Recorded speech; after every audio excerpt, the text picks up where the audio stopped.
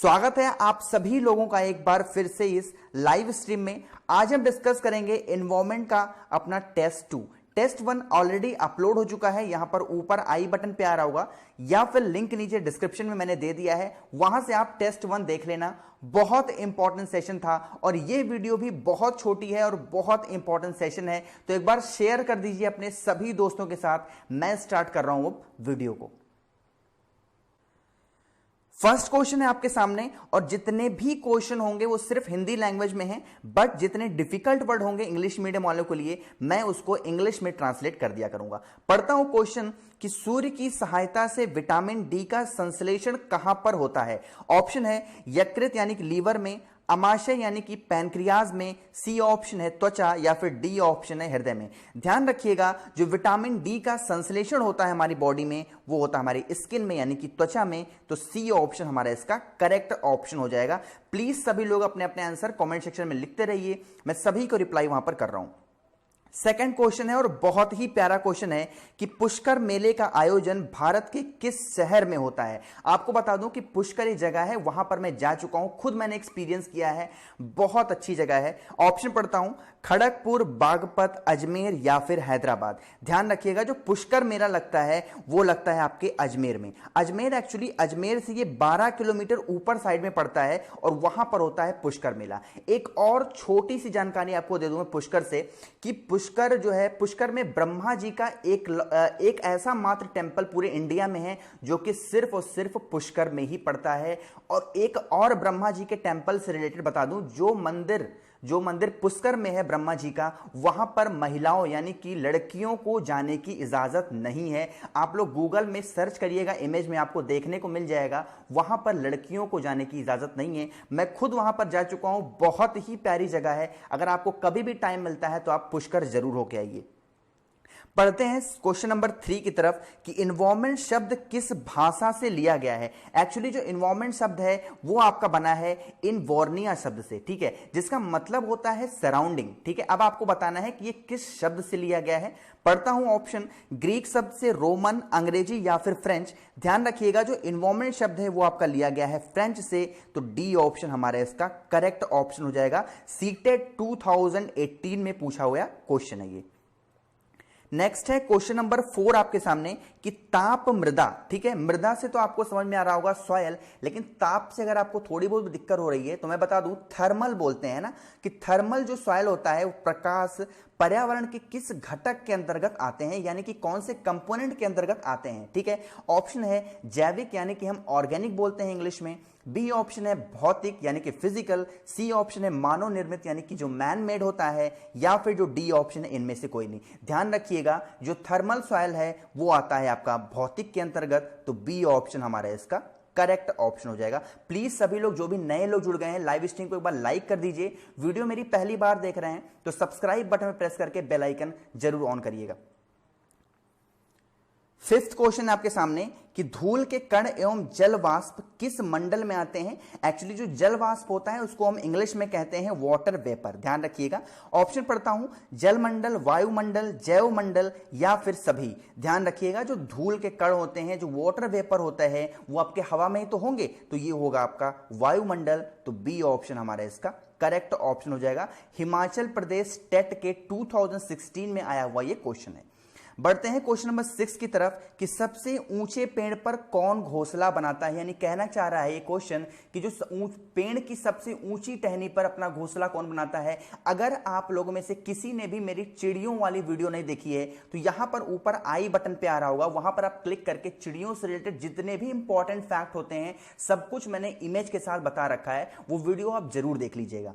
Option पढ़ता हूं robin bird, कौवा, कबूतर या फिर कलचिड़ी। ध्यान रखिएगा सबसे ऊपर जो चिड़िया अपना घोंसला बनाती है वो है आपका कौवा, बी ऑप्शन हमारा इसका करेक्ट ऑप्शन हो जाएगा। एक चीज और ध्यान रखिएगा, कौवा जो होता है अपने घोंसले में लोहे के तार का इस्तेमाल करता है, ये भी आपके क्वेश्चन एग्जाम में बन जाते हैं। बढ़ते हैं हम क्वेश्चन नंबर 7 की तरफ। थोड़ा सा बड़ा क्वेश्चन है लेकिन बहुत इंटरेस्टिंग क्वेश्चन है कि लगभग सभी पक्षी अंडे देने के लिए घोंसला बनाते हैं। अंडे में से बच्चे निकल जाते हैं तो वो अपना घोंसला छोड़ देते हैं, लेकिन निम्न में से ऐसा कौन सा पक्षी है जो अपने घोंसले को साल दर साल उपयोग करता रहता है।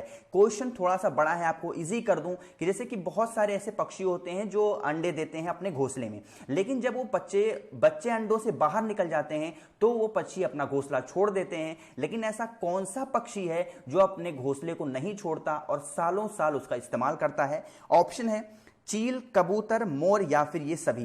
ध्यान रखिएगा, वो चील ही एक ऐसा पक्षी है जो अपने घोंसले का इस्तेमाल मैक्सिमम टाइम तक करता है। तो ए ऑप्शन हमारा इसका करेक्ट ऑप्शन हो जाएगा। ठीक है, बढ़ते हैं हम क्वेश्चन नंबर 8 पर। अगर वीडियो आपको पसंद आ रही है तो प्लीज लाइक बटन पे एक बार प्रेस जरूर करते जाइएगा सभी लोग। 8th क्वेश्चन है, हमारे भोजन में कितने पोषक तत्व होने चाहिए, ये आपको बताना है। यानी कि जो हम खाना खाते हैं उसमें कौन से ऐसे पोषक तत्व हैं जो आपके बॉडी के लिए जरूरी हैं। ऑप्शन है 4, 6, 8 या फिर 10। ध्यान रखिएगा, वो 6 ऐसे तत्व होते हैं।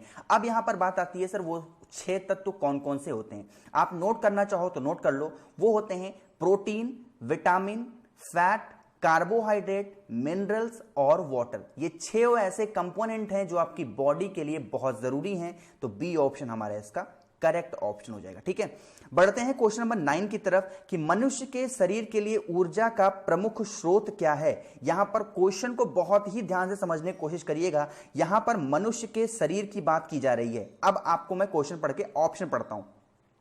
सूर्य, चंद्रमा, कार्बोहाइड्रेट या फिर वसा यानी कि प्रोटीन, सॉरी वसा को फैट बोलते हैं। तो ये मनुष्य के शरीर की बात की जा रही है। तो मनुष्य के शरीर के लिए ऊर्जा का जो प्रमुख स्रोत होगा वो होगा आपका कार्बोहाइड्रेट। तो सी ऑप्शन हमारा इसका करेक्ट ऑप्शन होगा। बहुत से ऐसे स्टूडेंट होंगे जो आप लोग में से देख रहे होंगे, उनके दिमाग में तुरंत सूर्य आया होगा, लेकिन आपको यहां पर क्वेश्चन को ध्यान से पढ़ना है। अगर यहां पर यह पूछा होता वातावरण के लिए ऊर्जा का प्रमुख स्रोत क्या है तो आप लगा देते सूर्य, कोई दिक्कत नहीं थी। लेकिन यहां पर मनुष्य के शरीर की बात की जा रही है, तो जो ह्यूमन बॉडी है उसके लिए कार्बोहाइड्रेट एक मेन सोर्स होता है ऊर्जा के लिए यानी एनर्जी के लिए। ठीक है, बढ़ते हैं क्वेश्चन नंबर 11 है आपके सामने। 10 थोड़ा सा नंबरिंग में मिस्टेक हो गया कि हमारे देश में वन महोत्सव कब मनाया जाता है। बहुत इंपॉर्टेंट क्वेश्चन है और बहुत कंफ्यूजिंग क्वेश्चन है। ठीक है, ऑप्शन पढ़ता हूं 10 अगस्त, 1 दिसंबर, 3 अक्टूबर या फिर 1 जुलाई।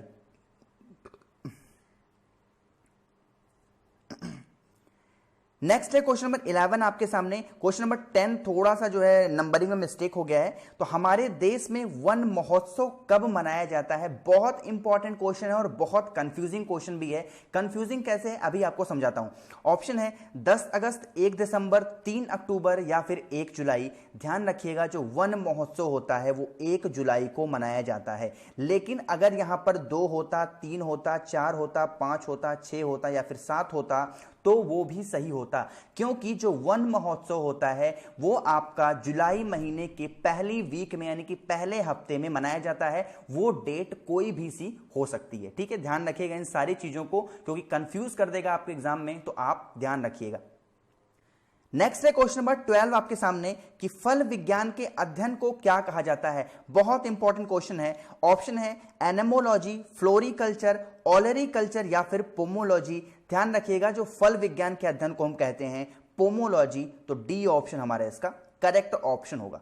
अब 3 ऑप्शन आपके सामने और हैं। एनेमोलॉजी, ठीक है, तो एनेमोलॉजी होता है उसको हम पढ़ते हैं, उसमें हम स्टडी करते हैं मूवमेंट ऑफ विंड को, कि हवा कैसे चल रही है, क्यों चल रही है, सारी चीजों की हम स्टडी करते हैं एनेमोलॉजी में। ठीक है, बी ऑप्शन है फ्लोरिकल्चर। यहां पर आपको कंफ्यूज करेगा जो बी ऑप्शन है, क्योंकि अगर आपके सामने लिख करके आ गया फ्लोरिकल्चर तो आप बताओगे कल्टीवेशन ऑफ फ्लावर, यानी कि फूलों की खेती को हम कहते हैं फ्लोरिकल्चर। यहां पर हम स्टडी की बात नहीं कर रहे हैं। ठीक है, अगर बात करते हैं हम स्टडी यानी कि फूलों के अध्ययन को क्या कहते हैं तो आप बताते एंथोलॉजी। लेकिन अगर हम बात करते हैं फूलों की खेती के लिए तो आप बताओगे फ्लोरिकल्चर। इन दोनों चीजों में आपको कंफ्यूज नहीं होना है। ठीक है, सी ऑप्शन है ओलेरी कल्चर। ठीक है, अब ओलेरी कल्चर क्या होता है? स्टडी ऑफ वेजिटेबल, या फिर आप कह सकते हो कल्टीवेशन ऑफ वेजिटेबल, या फिर स्टडी ऑफ वेजिटेबल, दोनों सेम चीजें होंगी।